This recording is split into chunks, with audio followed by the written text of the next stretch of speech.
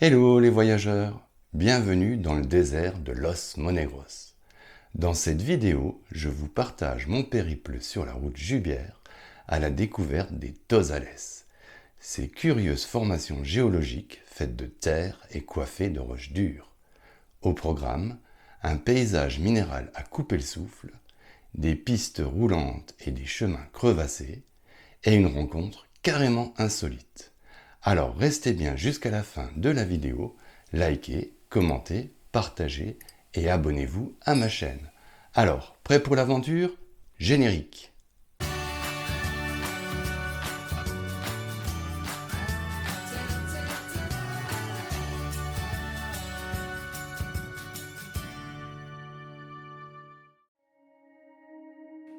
Je me dirige vers le désert de Los Monegros.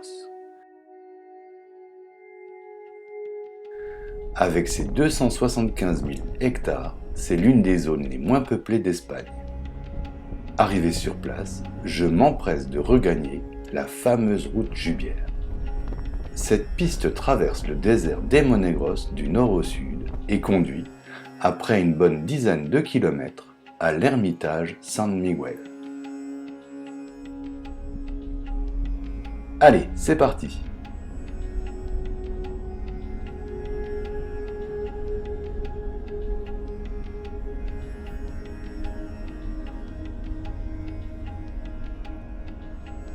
Dès mes premiers tours de roue, je trouve cet endroit fantastique.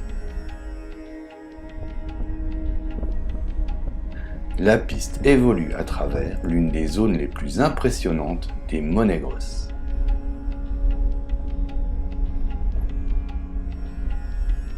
Les matériaux des formations de Jubière sont des calcaires, des grès, des argiles et des marnes. C'est ce mélange particulier de matériaux souples et durs qui a rendu possible la création de ce site naturel spectaculaire. Mais avant de descendre dans la vallée pour entrer dans le vif du sujet, je quitte la piste principale à gauche pour emprunter une piste annexe qui me conduit tout au bout du plateau.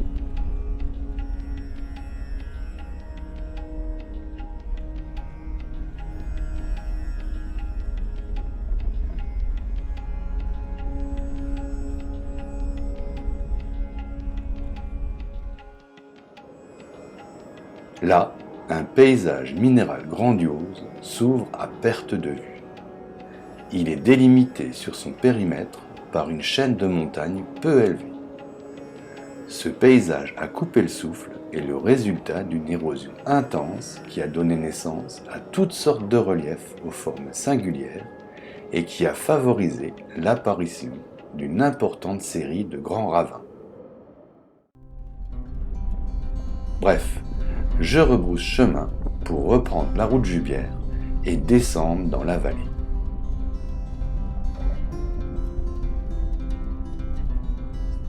La piste évolue à flanc de falaise et promet une très belle randonnée en perspective.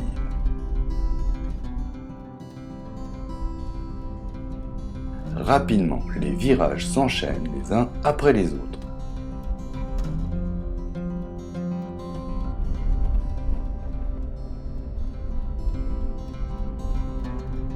La piste est large et bien compactée.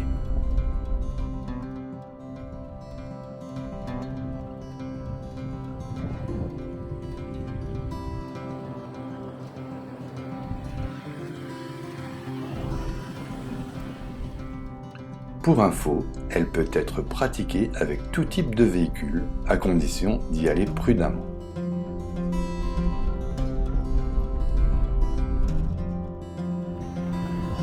La piste pénètre rapidement dans la partie centrale où se situe la majorité des formations géologiques étonnantes qui font la réputation de ce lieu insolite. L'endroit me fait un peu penser au Maroc où j'ai pu évoluer dans des paysages quasi similaires. Les paysages du désert de Los Monegros ressemblent un peu à ceux de son trop fréquenté voisin, le désert des Bardenas Reales. Mais ici, Et s'il fallait comparer, c'est bien plus sauvage, bien plus vaste et surtout bien moins touristique. Je quitte la piste principale à droite pour emprunter une piste annexe. La piste se rétrécit et traverse un petit gué. Un véhicule avec une garde au sol suffisante s'avère nécessaire. Mais à bord de Bernie, mon fier destrier à 4 roues motrices, ça passe nickel, tout en douceur. J'arrive au plus près d'une des premières curiosités géologiques de ce désert, le Tosal Solitario. Sculpté durant des siècles par l'érosion générée par la pluie et le vent, cette étonnante formation rocheuse est formée d'un plateau de grès dur, posé en équilibre, au sommet d'un monticule de terre fait d'argile et de marne mou. Ses multiples couleurs vont du rouge rouille au gris verdâtre. Je reprends la route Jubière qui sillonne au milieu de ce site naturel spectaculaire.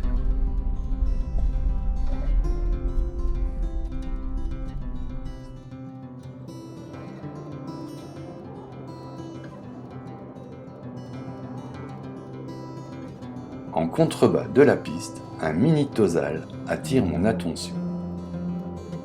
Le mot Tosal signifie en aragonais une colline faite d'un mélange de terre souple et de roches dures. De près, je distingue très nettement l'action de l'eau et de l'air sur ces matériaux meubles et fragiles, exposés continuellement à l'érosion qui indubitablement les rend éphémères.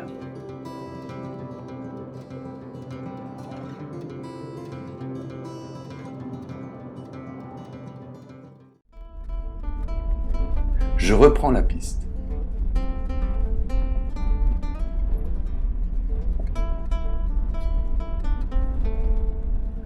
Après chaque virage, le paysage reste toujours aussi spectaculaire.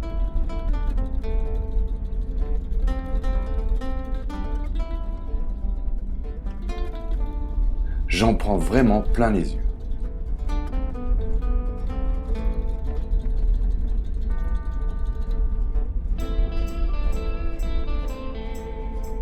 J'ai l'impression de rouler au Far West, c'est dingue.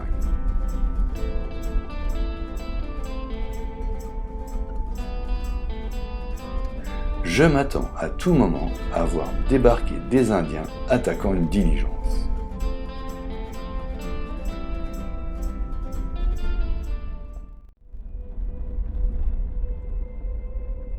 Je quitte la route Jubière à droite pour suivre une piste annexe.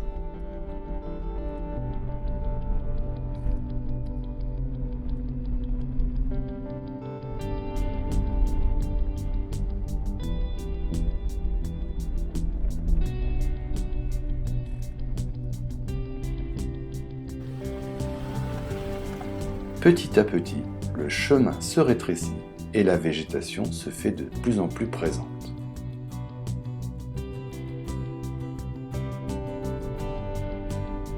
La piste devient un peu plus technique. Devant moi se dresse une montée assez raide. La vidéo écrase la perspective et on ne se rend pas bien compte à l'image de la réalité de la pente. Mais croyez-moi, c'était plutôt raide. J'enclenche les vitesses courtes pour gravir cet obstacle.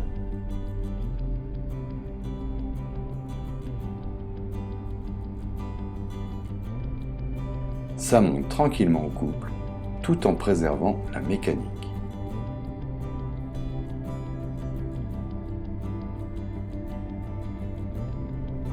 C'est dans ces moments-là que je me dis que j'ai fait le bon choix de voyager en 4x4 cellule.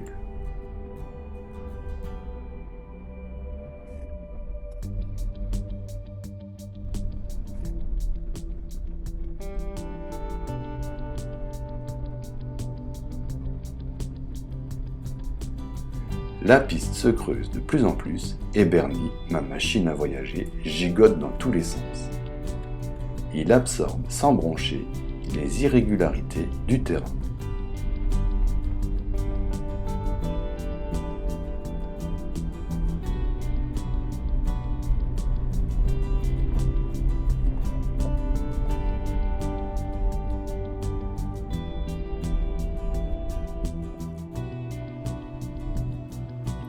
retour sur la piste principale.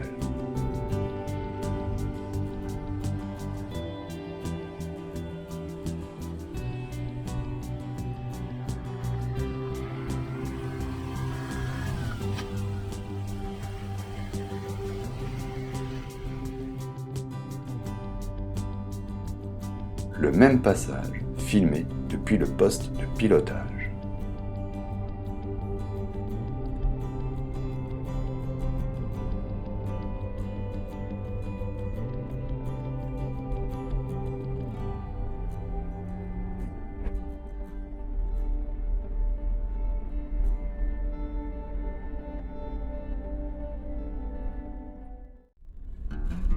Los Monegros est un vrai désert. La preuve, il y a même des tempêtes de sable. Je traverse des steppes désertiques, mais sachez que jadis, ici, il y avait d'immenses forêts de pins. Elles ont été dévastées par les légions romaines qui avaient besoin de bois pour construire les infrastructures nécessaires à l'expansion de leur empire. Après une grosse journée à parcourir de long en large les pistes du désert de Los Monegros, il est temps maintenant pour moi de trouver un spot pour bivouaquer.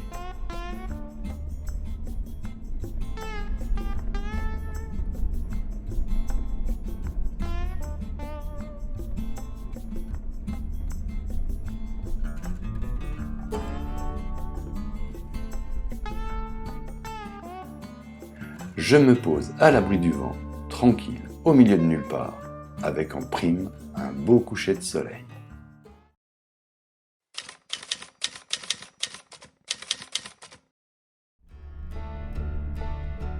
Deuxième journée dans le désert de Los Monegros. Après une bonne nuit de sommeil, je quitte mon bivouac pour continuer la découverte de ce désert. Suite aux violents orages survenus ces derniers jours, la piste est crevassée par les trompes d'eau qui ont déferlé sur la région.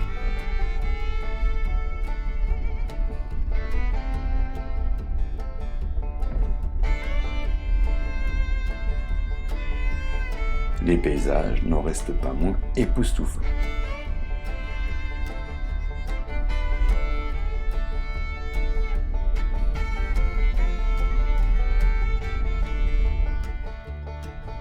Ça et là, ces orages récents ont laissé des flaques boueuses, souvent piégeuses, que Bernie, mon fidèle compagnon de route à 4 roues motrices s'il vous plaît, franchit sans réchigner.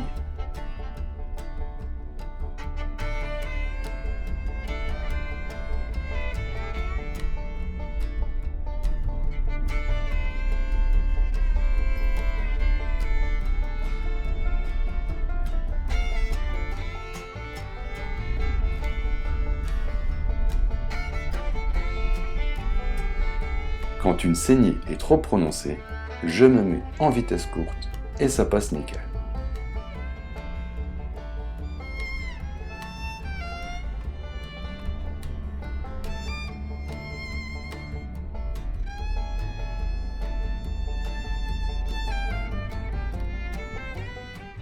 Le désert de Los Monegros comporte une grande zone plane et sablonneuse.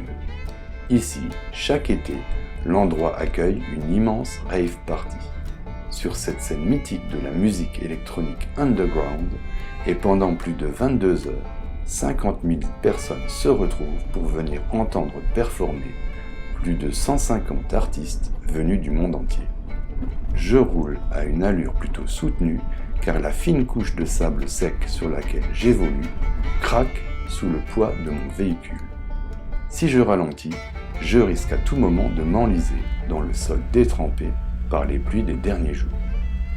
Il faut donc que je garde une bonne inertie, concentration maximale.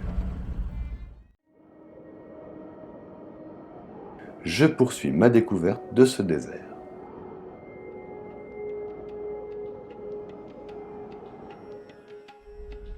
J'arrive au Tozal de Los Pedregales. C'est la formation rocheuse la plus imposante du désert de Los Monegros et certainement la plus connue. Ça fait 2 jours que j'évolue dans ce désert sans croiser âme qui vive. Mais là, je tombe nez à nez avec une équipe cinématographique française d'une quinzaine de personnes qui tourne une fiction intitulée Ignis Oppidum. Je tombe un peu comme un cheveu sur la soupe, mais l'accueil qui m'est réservé est franchement chaleureux. On m'offre un café, on me présente à l'équipe, je tape la discussion avec un des acteurs principaux, je file un coup de main pour arrimer une tente emportée par le vent, bref, je passe une grande partie de la matinée en leur compagnie et suis invité à découvrir les coulisses du tournage de ce court-métrage de 20 minutes à mi-chemin entre Star Wars et Dune. Allez, je vous fais le speech. 2 siècles se sont écoulés depuis notre ère.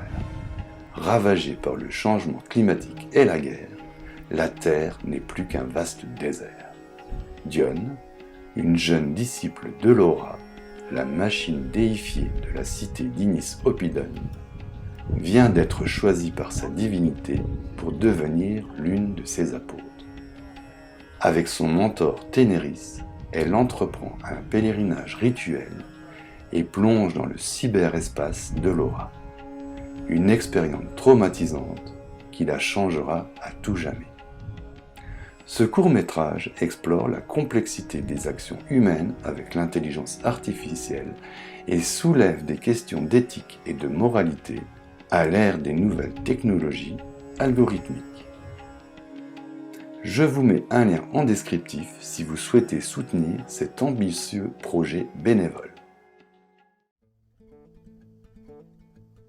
Après cette rencontre fortuite et tout à fait insolite, je reprends une des pistes annexes de la route Jubière pour m'enfoncer dans la partie est du désert de Los Monegros.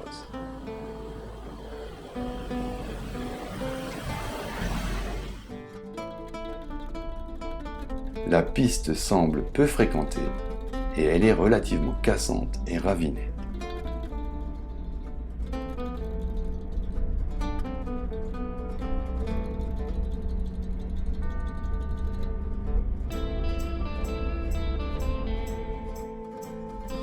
Elle longe des formations géologiques qui rappellent les paysages des films de western américains.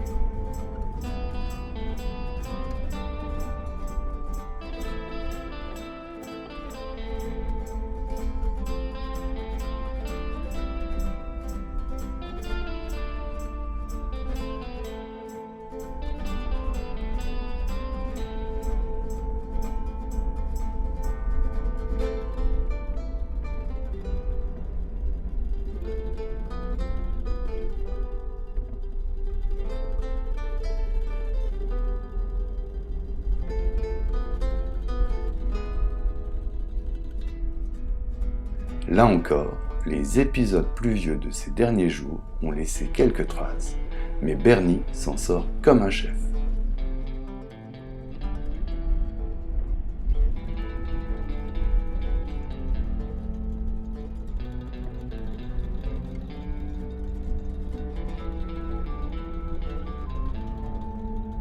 Petite montée bien ravinée, et j'arrive au pied du Tozal Colacico.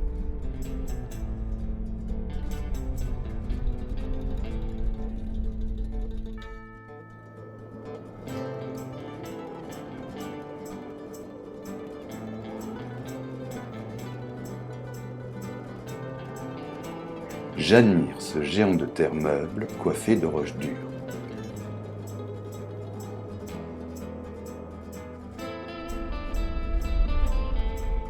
Je quitte cet édifice naturel grandiose, sculpté par l'érosion, pour reprendre la piste.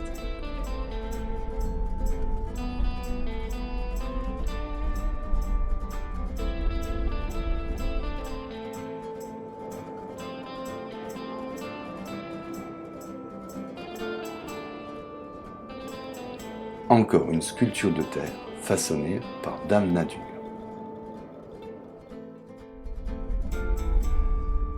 Je poursuis mon chemin.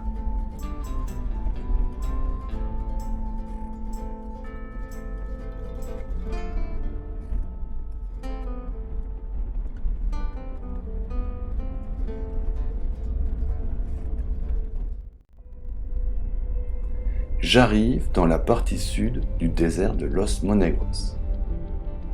La piste est bordée à droite par une zone marécageuse. La végétation est du coup plus dense.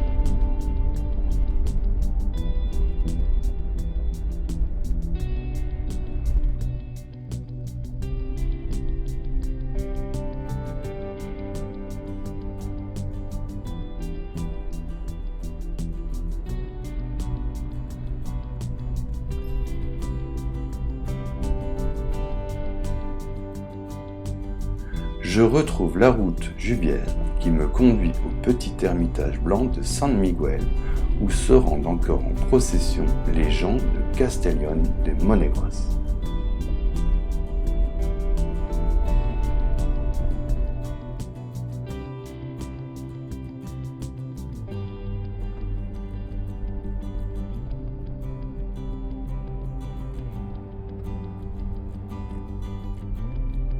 Je quitte le désert en traversant un pont qui enjambe la rivière Alcanadre, encore en crue, car il est visiblement impossible d'imaginer passer à gué.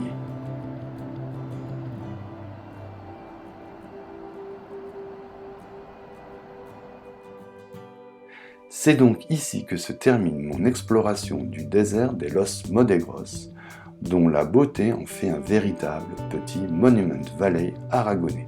Je recommande vivement. Comme d'habitude, si vous avez des questions ou des réactions, mettez-les-moi dans les commentaires, j'y répondrai volontiers. Si cette vidéo vous a plu, n'oubliez pas de la liker et de la partager.